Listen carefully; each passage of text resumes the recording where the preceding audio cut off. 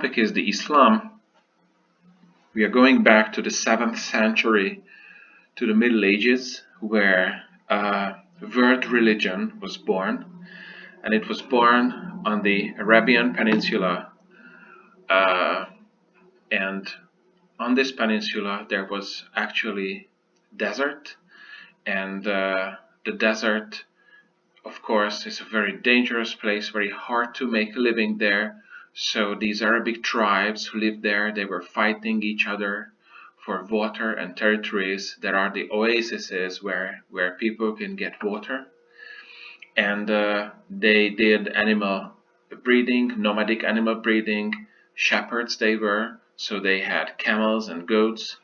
And at that time, a lot of trade routes went through this territory.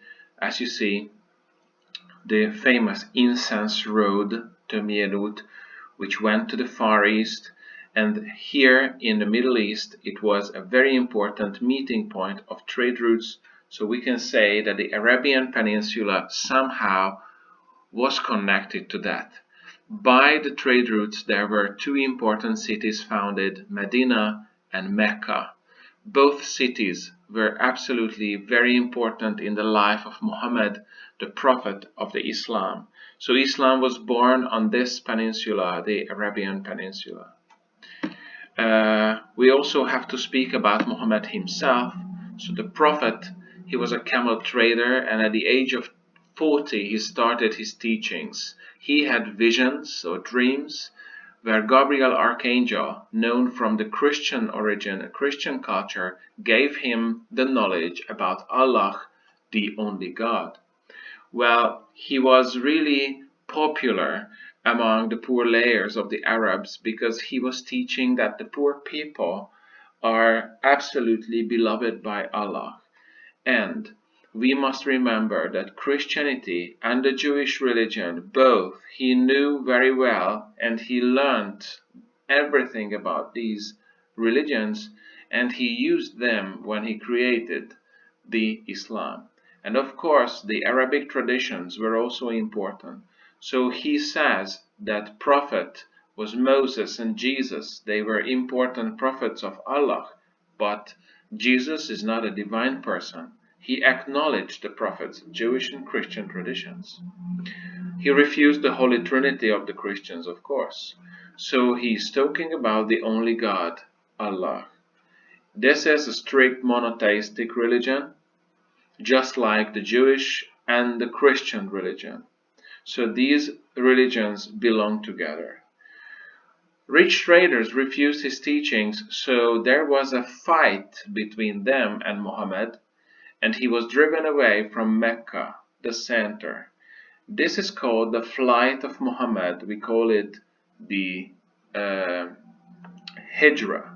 In 622, the flight of Muhammad Futasha, to Medina. Medina is the city of the Prophet. This is where he survived.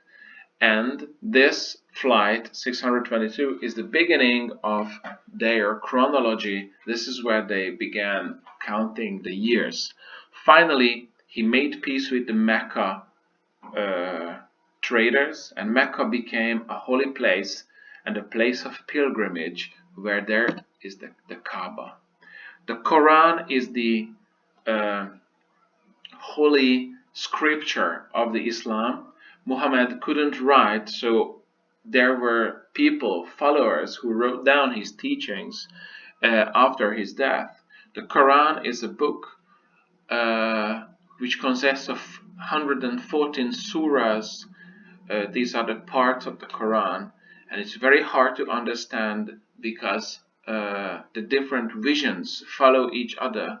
So a person who is learning the Quran, learning the Islam, has to learn how to read the Quran. Let's go to the most important deeds. Muhammad makes following Islam really simple because he ordered 5 pillars to keep, so a true Muslim has to follow them. These are the 5 pillars. We are going to go through that. Faith, Of course, Muslims have to believe in Allah, the only God, and accept that Muhammad is the last prophet of Allah. This is the basic uh, faith of the Islam. You have to pray 5 times a day in daytime from down to dusk, facing Mecca. So no matter where you are on the globe, you have to face Mecca. And for this prayer, you must keep your body parts like eyes, mouth, and ears to be able to sense to sense the presence of God.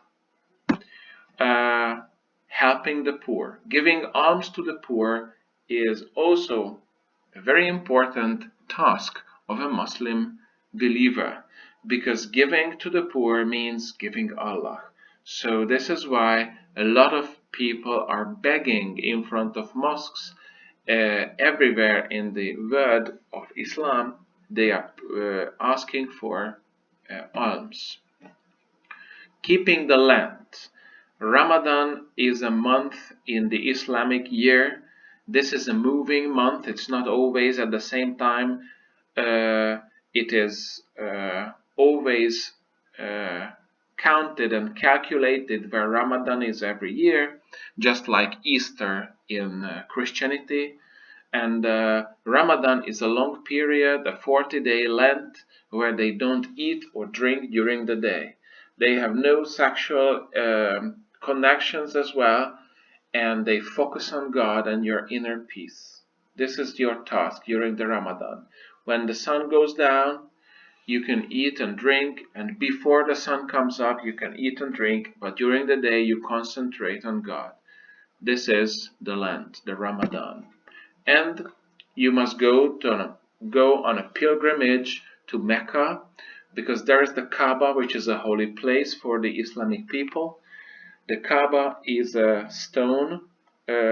Scientists say it's a meteorite that came from outer space. We don't know, but actually this is a very old relic of the ancient Arabs and became a holy relic of Islam. Once in your life, if you can do that, go to Mecca, they say. This is called the Hajj, a peaceful journey of the people when you open your soul and go to Mecca. These are the 5 pillars. But in everyday life, there are also restrictions, like dietary rules. They mustn't eat pork, just like, for example, Jewish people. They can eat only the halal food, which is just like kosher in Jewish. They mustn't drink alcohol or use drugs or anything that puzzles the mind. It's forbidden. Man can have maximum 4 wives, but wives must be treated equally. So only rich people can afford 4 wives or more wives. It is forbidden to depict humans or depict the prophet. That is the greatest sin ever.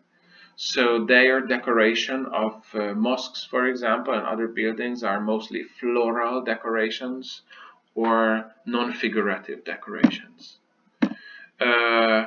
We also have to remember the word jihad, which means the holy war, or we can also translate it as struggle, because of course the Islamic people have to defend their religion, but there are several interpretations, like either fight to spread religion, but it's also said to be an inner struggle to reach God and be a better person. So many people say that I have a jihad, I have an inner struggle, and it's not about killing Christians. So it's also misinterpreted nowadays by fundamentals and connected to fundamental Islamists. Place of prayer. Everyday practice, if they go to the mosques in Islam, priests are not important. Actually, there are no priestly order in Islam, just like in Christianity. Religion and state are closely connected and inseparable in Islamic countries. Jurisdiction is also religion based in the Islamic countries. So the Quran says how to judge people. People pray in mosques, and by the mosques, mechet, there are minarets, which is a tower where the muezzin calls the people to pray. Friday is the holiday of the Islam, the day of Muhammad. Most of them go to the mosques that day. But you can have your 5 prayers wherever you are, even on an aeroplane. There are 2 major wings of Islam. I don't think, maybe this is for ML Sindh, but there is Shia, as a Shiite Islam, a 10-13% of Islamic people. They believe that after the death of Muhammad, only his family members, his family descendants should continue reign political power, continue the political power. They are the caliphs only.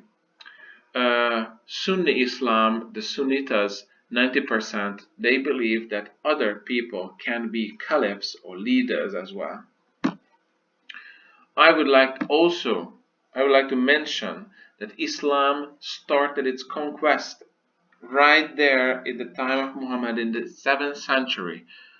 So they started to conquer a lot of territories, whole Middle East, territory of Byzantine Empire's territories, Jerusalem, Antiochia, Alexandria, North Africa, through Gibraltar to Hispania. So they entered Europe, and until the 15th century, in 1492, the Arabs had territories in the Hispanic Peninsula.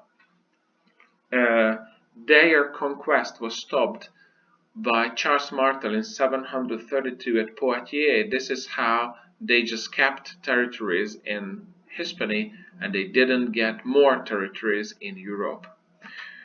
There is also a very important cultural heritage we must mention. There are advanced scientific knowledge in the Arabic culture, because mathematics was really advanced by the Arabs. Arabic numbers, of course, and algebra is of Arabic origin. Astronomy, they knew the stars and constellations. They knew a lot of planets. They were also aware of different medical knowledge. They had very good medicines and way of curing people. It's also important to remember that it's the Arabic culture who preserved and returned antique knowledge to Europe, because in the early Middle Ages, antique Rome and Greece were considered pagans, and their scriptures, knowledge, were not taken into consideration. They were considered actually pagan knowledge, and the Arabs were interested in these, and later they returned it to Europe. So a really high culture they had compared to European in the early Middle Ages period. They also had advanced literature. For example, the tales of 1001 Nights. These are Arabic tales about Aladdin and others that everyone knows. So these are what we should know about the Islam.